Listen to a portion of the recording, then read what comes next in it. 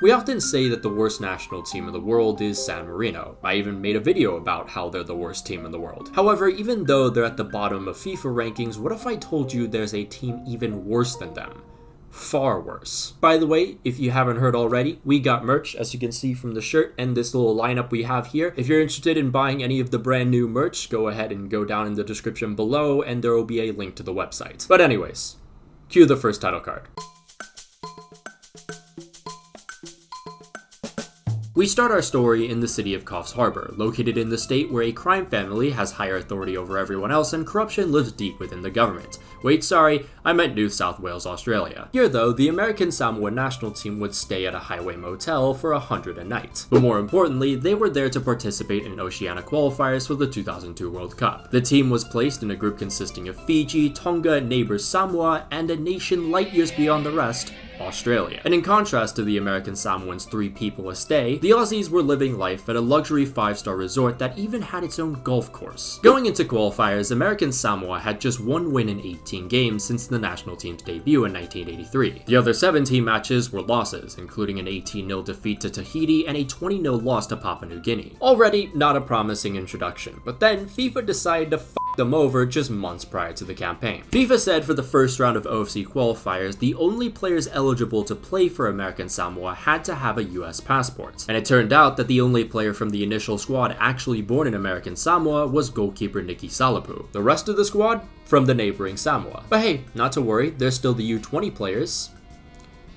Too bad most of them had exams in April. So now in a state of panic, head coach Tunua Lui had to dive into the deepest depths of the national pool to barely fill out his team. In the end, the national team traveling to Australia had a 16-man squad with an average age of 18, which included 2 15-year-olds. Some of these guys had never played a full 90-minute match in their lives, said Nicky Salapu, who himself was uncapped. American Samoa's first qualifier was against Fiji, and they were pulverized 13-0. This was followed up with them being slapped up by their neighbors 8-0. 2 games down, 21 goals conceded, no goals scored, and next was Australia. In contrast to American Samoa's hastily made squad, Australia featured numerous footballers playing their club football in Europe. The Aussies also had just come off scoring 22 goals against Tonga, a world record-breaking margin of victory in international football. However, against all odds, American Samoa were holding strong after 8 minutes play, with Nicky Salapu making his presence known.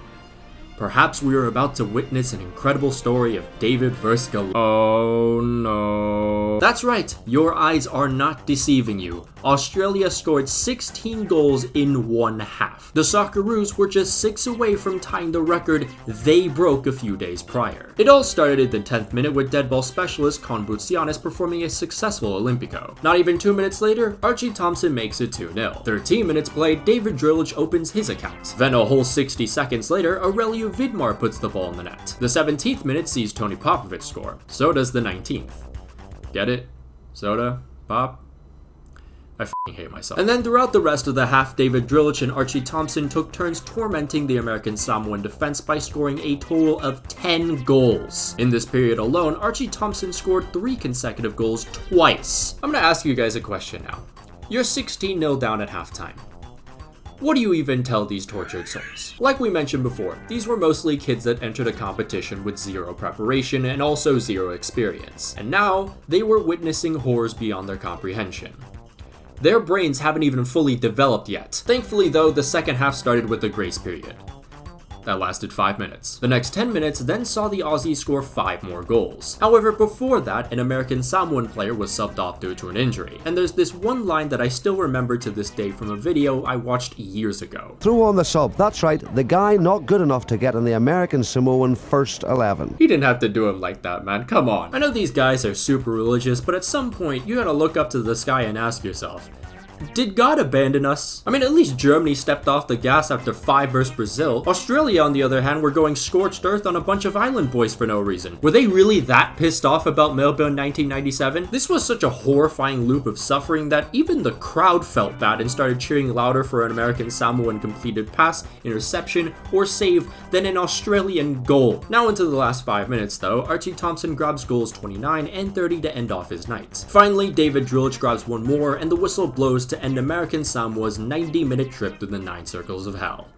32-0. Well, actually, it was 31-0. The game was so chaotic that not even the scorekeeper could keep up. Either way, though, at the expense of American Samoa, Australia had broken their own record set a few days prior for the highest margin of victory in an international match. Archie Thompson alone scored 13 of the 31, a world record for most goals scored in a single international fixture. It's an incredible feat no matter the opponent, but it also ended up soaring the young forwards' expectations to heights quite literally unreachable. Despite them demoralizing every island that dared exist in their domain, Australia would end up failing to qualify for the World Cup again. But this was nothing compared to what the American Samoans had to endure for years. American Samoa ended their miserable campaign with a 5-0 loss to Tonga and finished bottom with 4 losses, 57 goals conceded, and not a single goal scored. For the majority of the squad, it was just too much, and they never played for the national team again. And a lot of them quit football entirely. There's not much info about these players aside from a page on Transfermarkt. The only exceptions include Solifu Falua, who as of 2018 was playing for local club UPLIFTING Youth, Travis Hinapati, who carried on for another 6 games with the national team before becoming a physio for the U20s in 2011, and then the head coach for the UPLIFTING Youth in 2017. And lastly, there was Nicky Salapu. He soldiered on with the biggest wounds of anyone who played that night. The keeper was only 21, and he had the monstrous task of not only taking on players beyond his level, but also picking his young teammates up and making sure they kept fighting on in such a hopeless environment. Salapu made around 10 saves that night, which against a team like Australia shows just how admirably brave he was to step into that position knowing full well what horrors awaited him. But none of that mattered to the world,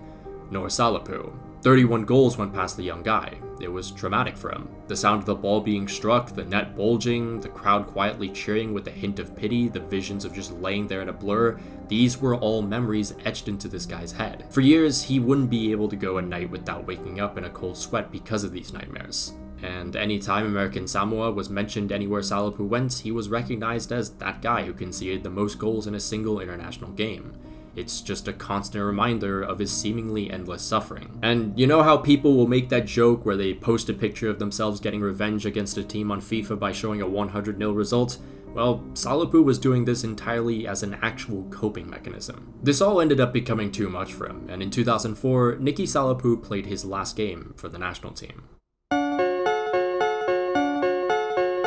Not a single bit of progress had been made since that night in April. In fact, American Samoa was only falling farther behind. This was due to the lack of competitions American Samoa was competing in, which prevented the team from ever improving outside the domestic scene. On top of that, there's not many jobs on the island, so many young players end their careers early after graduation to serve the US military and start a life in the States. As a result of all this, throughout the last decade, American Samoa sat tied for bottom in FIFA rankings, lost every single match they played, and were outscored 127-4 in 16 fixtures. This included 5 straight blowouts in the 2011 Pacific Games, which prompted the American Samoan Football Federation to ask the US Soccer Federation for help. The US responded to the call and loaned them U20 coach Thomas Rongen. Rongen had numerous coaching stints up to this point at differing levels of club football, including a tenure with DC United where he won them the MLS Cup in 1999. But this was a task like no other. Coming to American Samoa for the first time, Rongen did not hold back on his observations, saying things like, "The coaching was poor, there was no proper training, the pitches weren't even standard size, the football IQ was very low, and like the team's current ranking, diet and nutrition was in the gutter with numerous players overweight." Mind you, this coach had just 3 weeks to sort through all this and figure out a starting 11 before the first round of World Cup 2014 qualifiers.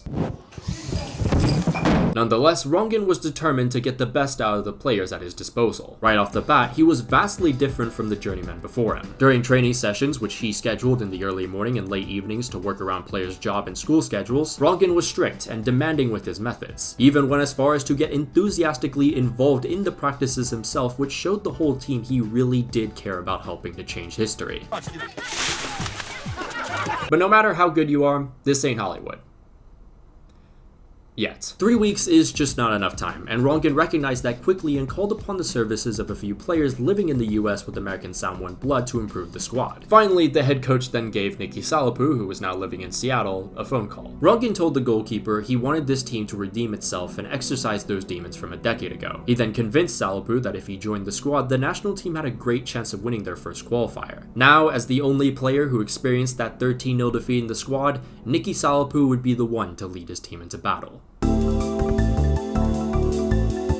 With 3 weeks of intensive training and team building under their belt, this was American Samoa's chance to finally let go of their past and show the world they really could win. Prior to the match, however, Rongan had to consider who he would start in the back, and he was most convinced by defender Jerzo Salua's performances in training, so the head coach gave the defender their first ever start for the senior team. Jaya was born a Fa'afafine, which is a third gender identity that is recognized by Samoan society. Fa'afafine are biologically male but identify as female, which meant Jaya also became the first openly trans footballer to play in a World Cup qualifier. Fa'afafine, by the way, are largely accepted in Samoan and Polynesian culture. They're seen as friends and family, just like everyone else. American Samoa's first challenge was Tonga, and right off the bat, the team struggled to contain the Tongans. However, Nicky Salapu stared down at adversity and made it his bitch. Now, with confidence in their keeper, the American Samoans started to get busy in attack. And in the 43rd minute, with a little bit of luck, Ramen Alt finds the back of the net from way out to score the national team's first goal in over 4 years. Then, later into the match, 17-year-old Shalom Luwani with a graceful chip over the keeper makes it 2-0 to American Samoa. And now, they really could believe. But the American Samoans still needed to be wary of the Tongans, who managed to get one back in the 88th minute. Now, into the dying minutes, Nicky Salapu makes another crucial stop, but he's in no man's land. The Tongans try again at breaking hearts, but Jerzo Salua stops the shot and the ball is knocked out of play. The final whistle blows, and American Samoa has done it. Players are now found on the pitch full of tears, falling to their knees in complete disbelief. But this time, for a completely different reason.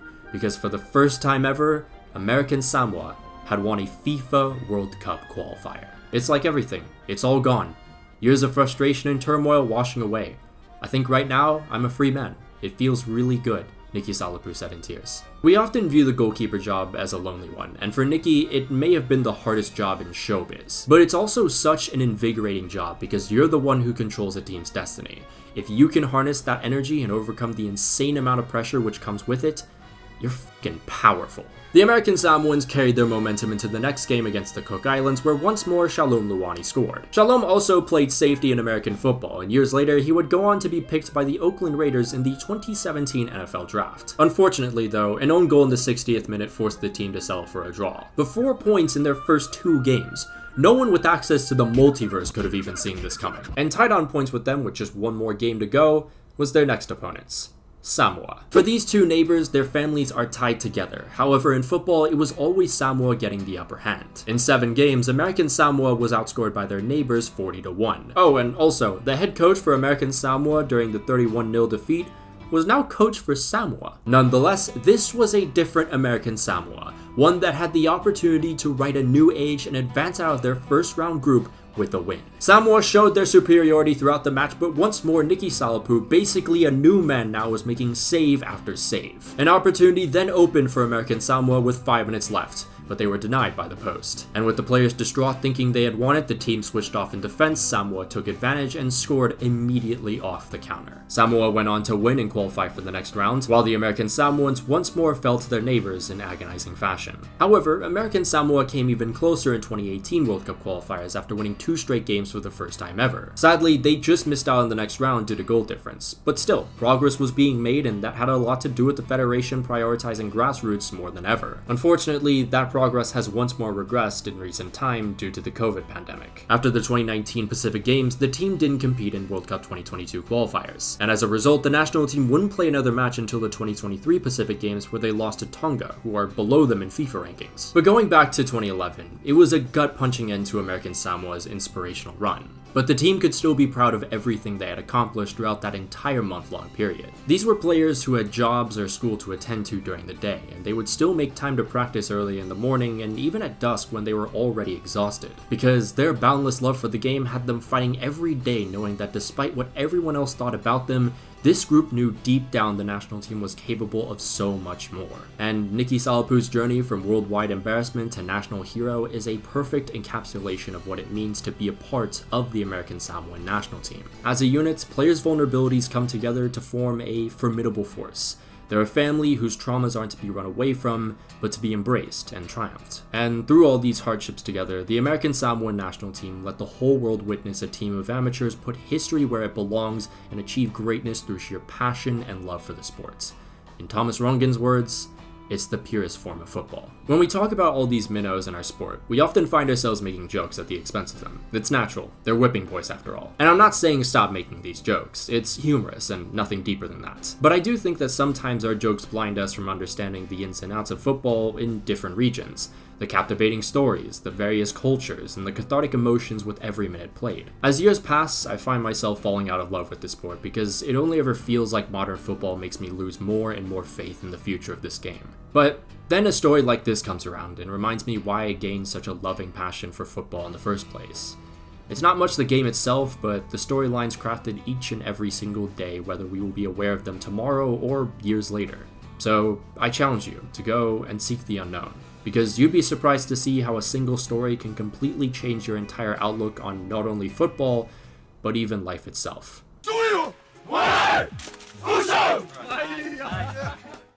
Oh boy, look at that, another video essay. Haha, you didn't see that coming. Haha. Yeah, so already we've done more video essays in the year 2024 than 2023. This one was shorter, but it's still a video essay. You probably noticed that, 2 video essays in a row. We haven't seen this since like 2021. I've been kind of really getting sick and tired of the reactionary slop that I was making in 2023. To be fair, like, I do still have to make it from time to time because, I gotta make money somehow. But in the long run, these are the types of videos I want to continue making more of because, they just have more care to them, right? I'm just gonna be completely transparent with you guys. They just have way more care to them than the reactionary videos. And I think you guys are really well aware of that. But anyways, enough of my ranting. I'll probably leave it to the second channel. You can go subscribe to that if you want. Anyways though, massive shout out to all our patrons, of course, including Janusz Balash, Brazilian Fury, Miliway009, A Wise Orange, Adnazir Makalongkom, Aldipu, Alex Rod, Alta, Naya20, Arai-san, Billy Jack, Hysteria, Miguel Munoz, Return Fire, Rory Burns, Slayer Kid, Sniffrix, Taco Okafan, Tana Permilia Celine Khan, Tomicus, Victor, Chris Visconti, Dominic Griffin, Lewis, Joe Paricio, Kentra Hagatra, Kyler Krebs, Lucian Von Croix, Niche, Patrick Barley, Rashford God 5, Raspberry Ale, Rowan Cookie, Sylvia Citrus, subscribe to 10-Day Tim, and Unbroken Persona. If you'd like to join the Patreon, there'll be a link down below and up in the annotations. I'm not really going to say much about my socials, just go buy the merch. I'll see you guys.